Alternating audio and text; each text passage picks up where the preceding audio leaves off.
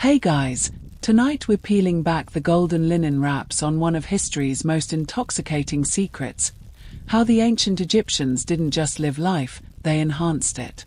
Picture this: you're standing in a dimly lit temple, the air thick with myrrh and something earthier. A priestess with kohl-rimmed eyes offers you a clay cup, its contents bubbling slightly. You drink. The walls breathe. The gods whisper. And suddenly, you understand why they called it sacred. So, before you get comfortable, take a moment to like the video and subscribe, but only if you genuinely enjoy what I do here. And hey, drop a comment with where you're listening from and what time it is. I love imagining you all curled up in different corners of the world. Now, dim the lights, maybe turn on a fan for that soft background hum, and let's ease into tonight's journey together. You're not just drinking wine in ancient Egypt, you're gulping down a love potion spiked with hippo fat and honey, because romance here is chemical warfare. Temple priestesses, the OG seductresses of spirituality, weren't just dancing for tips. They were dosing themselves with blue lotus extracts, a flower so potent it's basically the 3,000-year-old equivalent of ecstasy. Historians still argue whether these divine marriages were purely symbolic or involved very hands-on worship. Let's just say the hieroglyphs get detailed. Mainstream history will tell you these rituals were about fertility. But here's the quirky bit. Some temple texts describe priestesses entering trances so deep, they'd collapse in ecstasy, convinced they'd just, entertained a god. And the after party. A cocktail of mandrake root and palm wine. Because nothing says Holy Communion like hallucinating your way into the afterlife's VIP lounge. Oh, and about that cheeky reality check. You'd not survive an Egyptian aphrodisiac. One recipe involved fermenting acacia gum with donkey milk until it turned into a frothy, mildly toxic lust potion. Side effects included vomiting, visions, and possibly proposing marriage to a statue of Uther. The Nile isn't just the lifeblood of Egypt, it's the world's oldest open-air brewery. Forget bread. The first thing those early Egyptians figured out how to ferment was beer, and not the watered-down stuff you sip at a backyard barbecue. We're talking thick, chunky, nutrient-packed liquid bread with enough alcohol to make a hippo wobble. Workers building the pyramids got paid in it. Kids drank it, lightly, hopefully. And if you time-traveled back with a modern lager, they'd laugh you out of Thebes for serving fancy water. Here's the mainstream fact. Beer was currency, medicine, and religious offering all in one. But the quirky twist. Archaeologists found traces of tetracycline, an antibiotic, in 2,000-year-old Nubian beer. Accidentally, they'd been brewing penicillin before Alexander Fleming was a twinkle in history's eye. Historians still argue whether this was intentional or just happy microbial luck, but either way, your average Egyptian laborer was getting drunk and fighting off infections. Cheers to that. Now, about those hangovers. Imagine waking up in a reed bed, your head pounding like a drum in a Ramses II victory parade. The cure? More beer. Classic. Or, if you were fancy, a concoction of juniper, saffron, and crushed ostrich eggshell. Yes, really. The Ebers Papyrus, basically ancient WEBMD, also recommends wearing a necklace of dried fish to prevent drunkenness. Did it work? Probably not. But fashion has always demanded sacrifice. And here's your reality check. One particularly festive pharaoh's feast allegedly featured wine so strong, guests reportedly hallucinated the walls melting. Sounds like a college party, except the attendees were wearing gold loincloths and worshipping cats. You think modern stoners are inventive? The pharaohs were vaping sacred resins millennia before sleek dispensaries existed. Recent chemical analysis of 3,000-year-old mummy hair revealed traces of nicotine and cocaine, substances that, geographically, shouldn't have been anywhere near Egypt. Cue the conspiracy theories. Did ancient Egyptians have secret trade routes to the Americas? Or were they brewing up homegrown alternatives lost to history? The mainstream academic response: we're still testing the samples. Translation: this disrupts everything we thought we knew, so let's proceed cautiously. But here's the undeniable part: they definitely smoke something. Temple reliefs show priests holding peculiar pipes, and residue from an Amenhotep vessel tested positive for cannabis mixed with myrrh. Was it medicinal? Spiritual? Recreational? Yes. The Ebers Papyrus prescribes cannabis for everything from glaucoma to a sorrowful heart, which, let's be honest, is the most relatable ancient medical advice ever. Now for the fringe gem. Some researchers believe the iconic Eye of Horus symbol isn't just mystical, it's a stylized depiction of the pineal gland, activated by psychedelics. Why? Because certain priesthoods were really into substances that made them see the gods, and the pineal gland, dubbed the third eye, produces DMT-like compounds. Coincidence? Or did the ancients know we're all just one strong brew away from cosmic consciousness? And here's your you wouldn't survive this moment. Royal festival wines sometimes contain datura, a deliriant that doesn't just make you high, it makes you lose time. One account describes nobles laughing at non-existent birds for hours, then weeping because they'd met their own souls. Fun for a night, but try explaining that to your chariot driver at dawn. The Nile's blue lotus wasn't just a pretty flower, it was the ancient world's most infamous party favor. Picture this: you're at a royal banquet, and servants float these delicate blossoms in your wine. You take a sip. The room softens. Colors hum. Suddenly, the musician in the corner isn't just playing a harp, he's weaving golden threads of sound with his bare hands. Welcome to Egypt's best-kept secret. The lotus was their MDMA. Mainstream archaeology confirms it. The blue lotus, Nymphea cerulea, contains apomorphine, a psychoactive compound that's equal parts euphoric and mildly hallucinogenic. But here's the kicker: they didn't just drink it.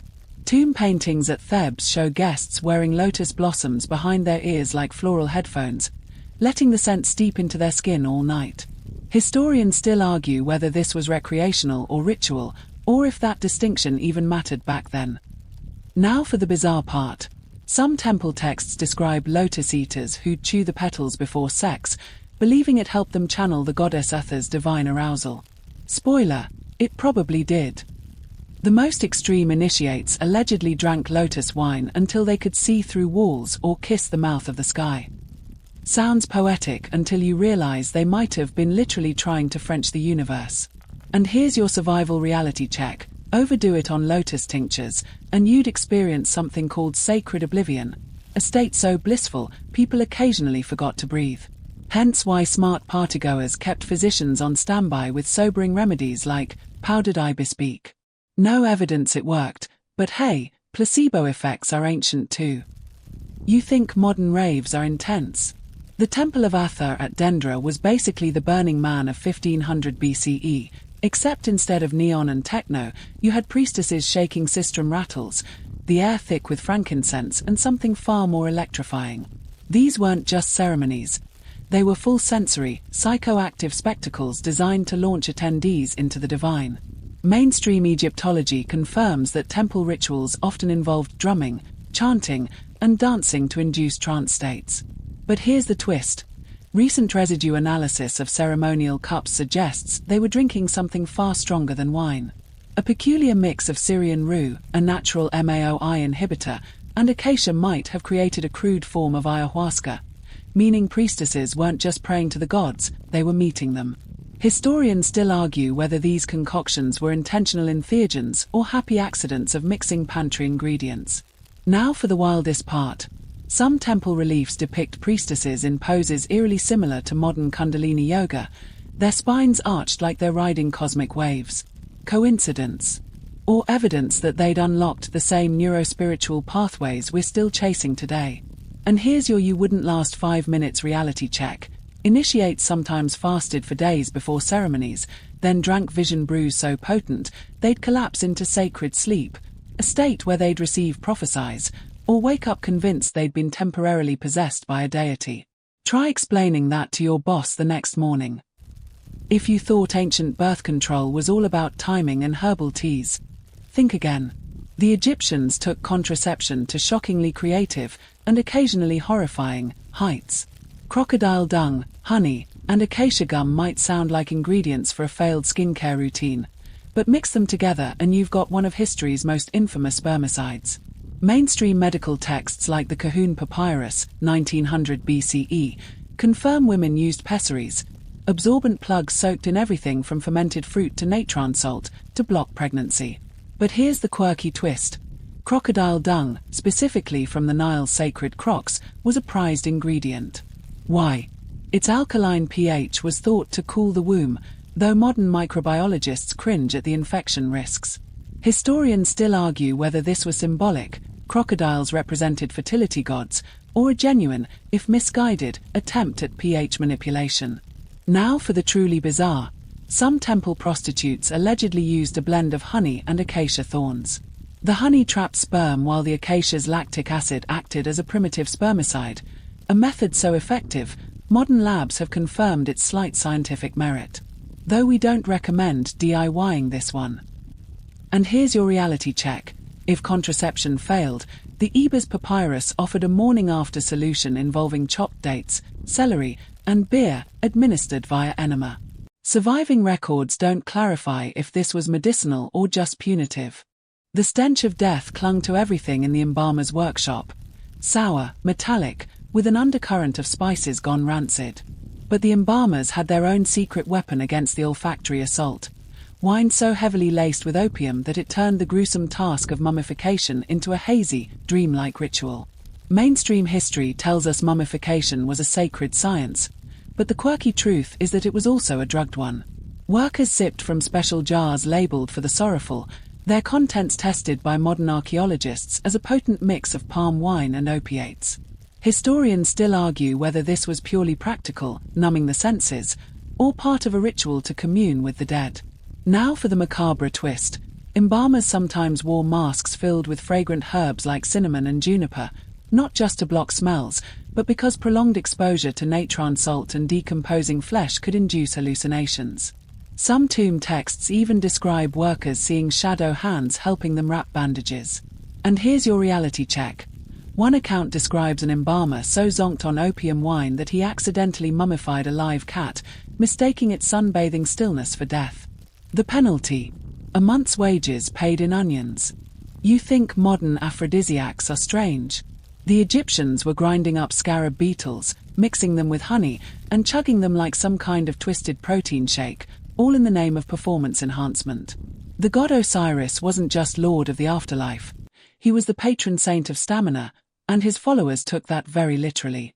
Mainstream medicine recognized the psychological power of aphrodisiacs, but the Egyptians blurred the line between placebo and potion. The Ramessian medical papyrus prescribes a mix of pomegranate juice, honey, and crushed scarab, a beetle symbolizing rebirth, but also, apparently, bedroom endurance.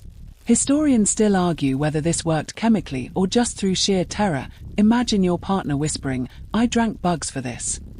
Now for the bizarre part. Wealthy nobles allegedly wore amulets filled with powdered hippo testicles, believing the animal's notorious aggression would transfer to their enthusiasm.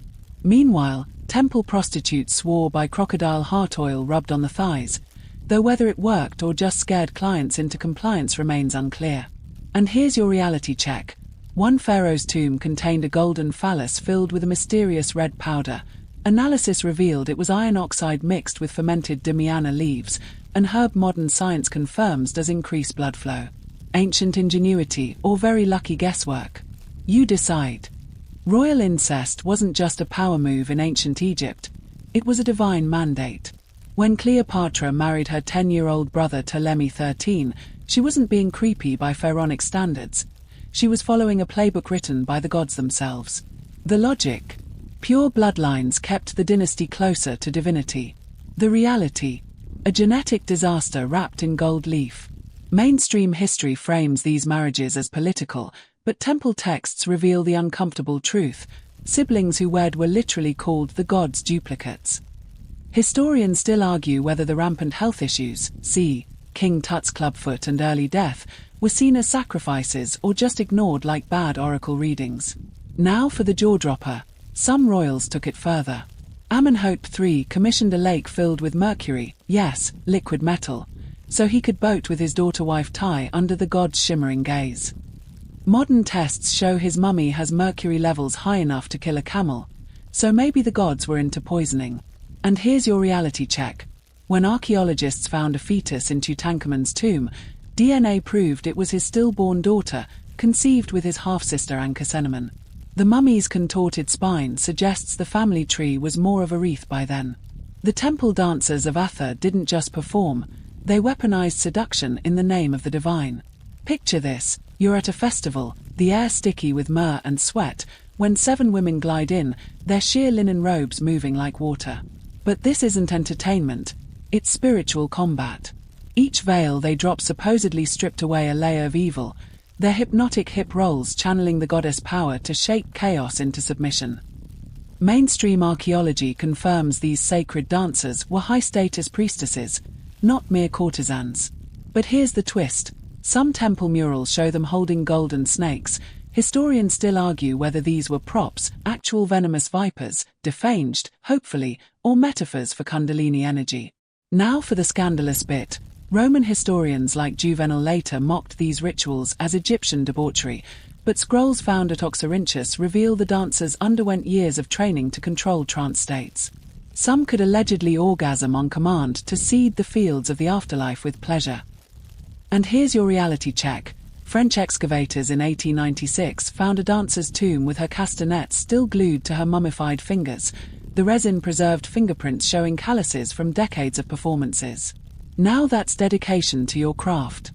The pyramids didn't just rise from brute force, they floated on a haze of altered consciousness. Workers hauling limestone blocks under the scorching sun weren't just given garlic and onions, though yes, that was their actual wage. They might have been dosed with something far stronger to endure the agony. Mainstream theories tout organizational genius, but fringe researchers point to the Ebers papyrus mention of sun medicine, a paste of hemp, poppy, and hyoscyamus rubbed on the skin to make heavy burdens light. Historians still argue whether this was early transdermal pain relief or a systematic doping program. Now for the trippiest evidence. Some worker graffiti at Giza depicts flying ropes and singing stones, descriptions that align eerily with psychedelic experiences. Even Herodotus wrote that builders worked in rotating dream shifts, though he blamed it on opium-laced beer. And here's your reality check. Modern experiments show that laborious on equivalent doses of ancient work tonics could lift 20% more weight, but also hallucinated helpful jackal gods guiding their sledges. Osher would not approve. Some mummies didn't just carry gold into the afterlife, they smuggled stash. When archaeologists unsealed a priest's tomb near the Femme Oasis, they expected ritual oils and amulets. Instead, they found a linen-wrapped bundle of cannabis sativa tucked lovingly beside his sarcophagus, its leaves still faintly greenish after millennia. This wasn't grave robbery. This was preparation. Mainstream science confirms cannabis was used medicinally, but the quirky truth. This priest's stash showed signs of careful curing, like a connoisseur's vintage. Historians still argue whether it was meant to ease his journey to the underworld or help him haunt more effectively. Now for the paranormal twist. Workers who excavated the tomb swore they heard laughter when the bundle was disturbed, and local guides refuse to enter that chamber to this day. Coincidence? Or did someone enjoy their eternal high a little too much? And here's your reality check. Modern testing on similar mummies found THC traces in their hair follicles, meaning these people didn't just consume weed, they marinated in it. The desert wasn't just a burial ground. It was the ultimate psychedelic playground. Under the blistering sun, initiates would ingest sacred mixtures, then lie naked on the sands as the heat amplified their visions tenfold. This wasn't just sunbathing, it was sky burial, where the body became a bridge between Earth and cosmos. Mainstream texts describe sun communion rituals, but fringe evidence suggests they went further. At the Temple of Amun at Siwa, priests used a mirrored alloy to focus sunlight onto initiates' third eyes while they chewed datra seeds. A combo that didn't just simulate enlightenment, it blasted the doors off. Historians still argue whether these were controlled ceremonies or reckless experiments in consciousness expansion. Now for the wildest part. Some participants claimed they could dissolve into sunlight, later reforming at dawn with the secrets of Ra etched into their skin as temporary tattoos. Modern dermatologists suggest these were likely heat rashes, but try telling that to a priest mid-trance. And here's your reality check. Several mummies show patterns of deliberate scarification matching star constellations, permanent souvenirs from their trips to the Celestial VIP Lounge. Tomb raiders avoided certain chambers not out of fear of curses, but because the air inside made them trip uncontrollably. When archaeologist Giovanni Belzoni entered KV-17 in 1817, he described walls that breathed and artifacts that melted like honey. Turns out, 3,000-year-old fungus growing on sealed offerings of fermented fruit had created a natural LSD analog in the stagnant air. Mainstream accounts focus on stolen gold, but chemist analyses reveal the real deterrent: psychoactive mold colonies. Historians still argue whether priests engineered this as a defense mechanism, or if it was just the universe's weirdest security system. Now for the creepy proof. Robbers' graffiti in these chambers includes frantic sketches of shadow scribes writing on their skin, and one particularly poetic thief carved, "The gods drink through our eyes here." And here's your reality check. Modern conservators wear oxygen masks in these tombs not just for dust, but because in 1986, a drunk Egyptologist licked a glowing wall and spent 3 days convinced he was Anubis. The moonlight makes the mandrake roots glow faintly blue as you crouch in the temple garden, your fingers brushing soil that hasn't seen daylight in centuries. These aren't just plants, they're living pharmacies, each leaf and petal cultivated to alter human consciousness in very specific ways. The priestess beside you whispers that the silphium growing in the third quadrant only reaches full potency when harvested during a lunar eclipse, and suddenly you understand why Cleopatra risked war to protect these gardens. Mainstream archaeology confirms Egyptian temples maintained physic gardens with hundreds of psychoactive species. But here's what they don't tell you in textbooks.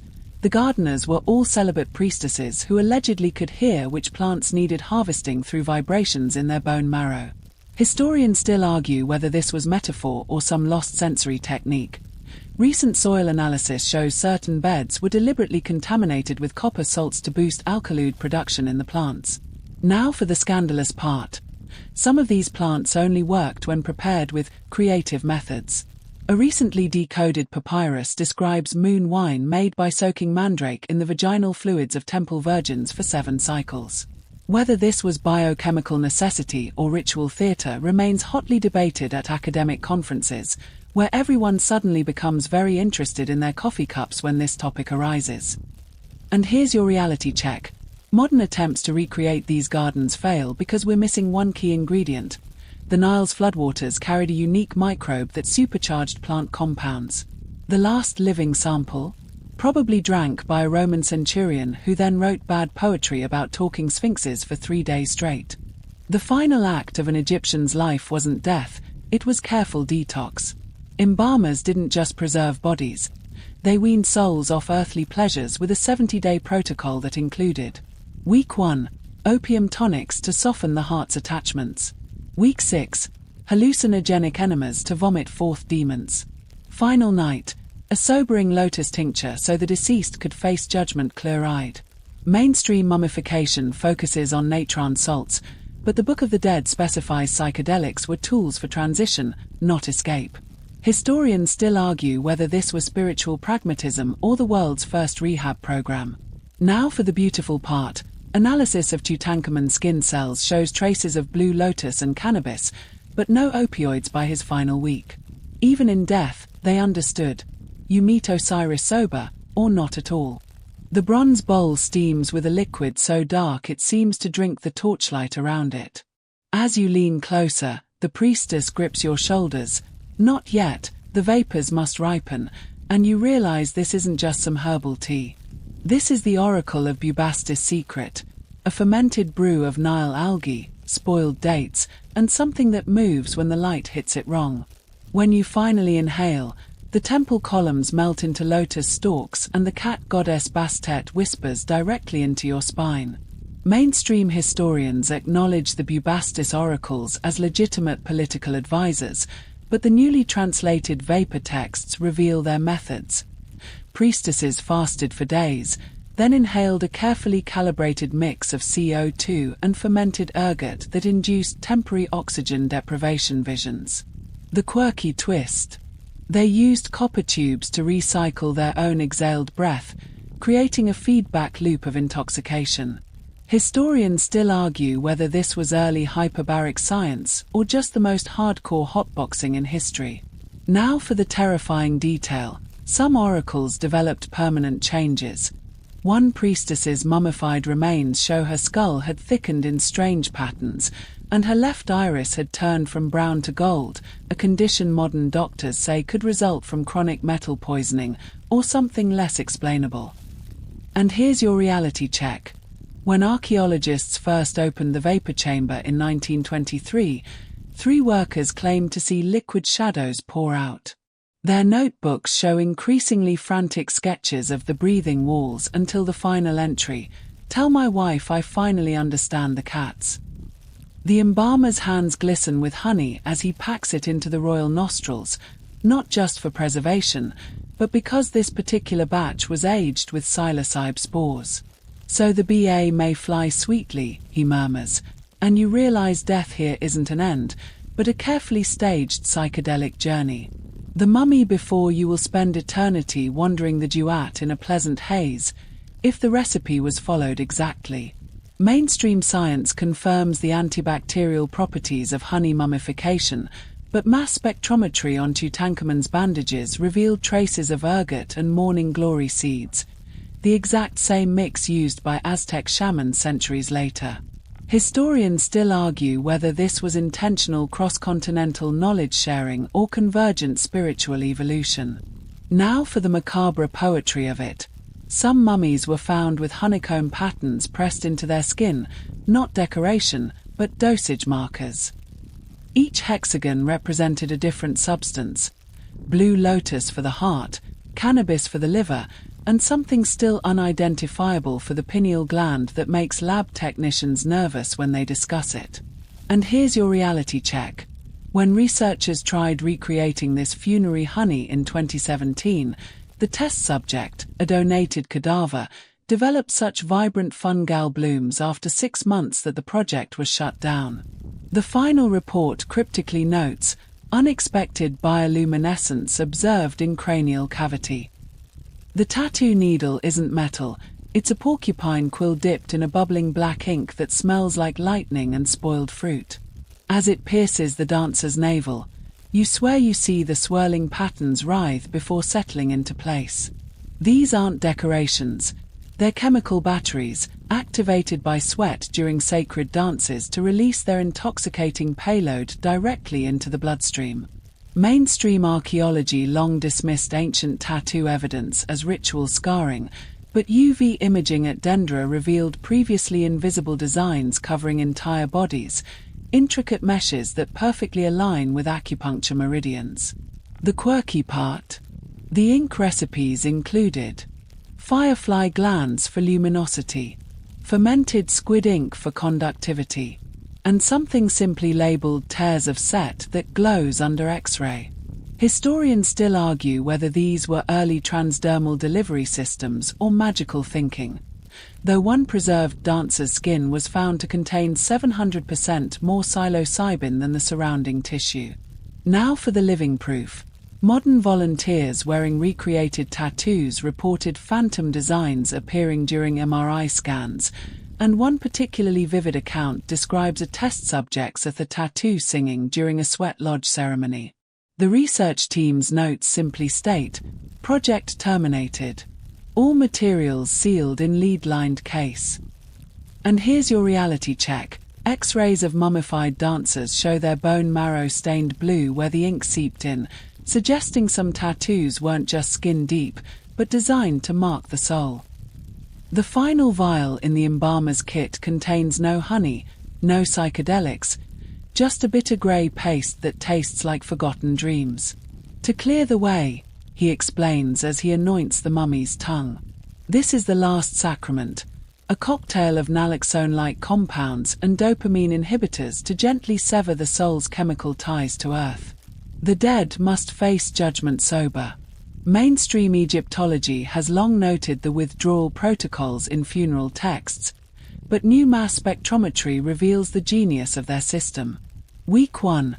Opioid tonics decreased by 10% daily. Week 6.